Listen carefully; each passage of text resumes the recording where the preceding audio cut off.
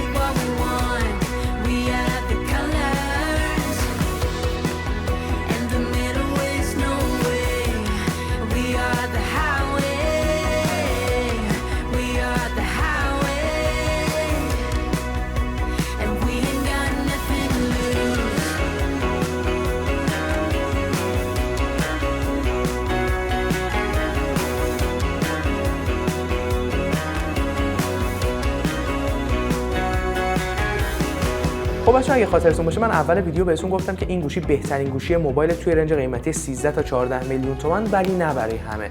و الان میخوام در مورد نکات منفی به شما اطلاعات بدم. این گوشی موبایل کیفیت ساخت خیلی بالایی نداره، بدنش از پلاستیک ساخته شده، هم بدنه هم فریم، و این در حالیه که میتونید توی این رنج قیمتی خیلی گوشی‌ها رو پیدا بکنید که هم خوش‌دست‌تر باشن، همین که بدنشون از شیشه و فریمشون از فلز ساخته شده باشه، که متاسفانه توی این گوشی اینطوری نیستش و خیلی حس و حال خوبی رو به شما منتقل نمی‌کنه.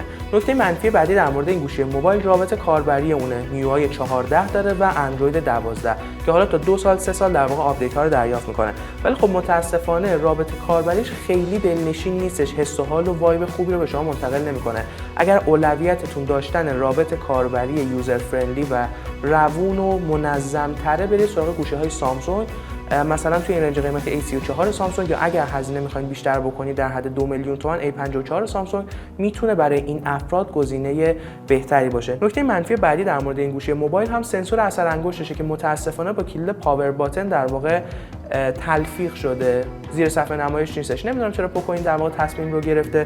صفحه نمایش امولد بود و خیلی راحت میتونستن در واقع سنسور اثر انگشت رو زیر صفحه نمایش بذارن، ولی حالا به هر حال این چیزیه که ما باید بپذیریم. ولی خب مزیتی که در واقع داره اینه که یه مقداری سریعتر گوشی رو آنلاک میکنه.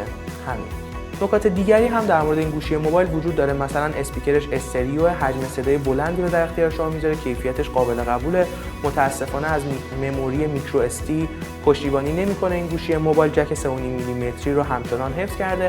و حالا نکات دیگری که خیلی به نظر من ضروری نیستش دونستنش و با یه نگاه کردن به مشخصاتش میتونید متوجهش بشید. در ادامه برای شما سمپل تصاویر این دوربین رو میذارم، 3 تا لنزی که در واقع جلوی دوربین وجود داره و یه دونه دوربین سلفی که میتونید ببینید و در واقع با دوربین و کیفیت تصویرش آشنا بشید. خیلی ممنونم که با من همراه بودید. امیدوارم این اطلاعات براتون مفید بوده باشه و امیدوارم توی ویدیوی بعدی شما رو ببینم. مراقب خودتون باشید و فعلا.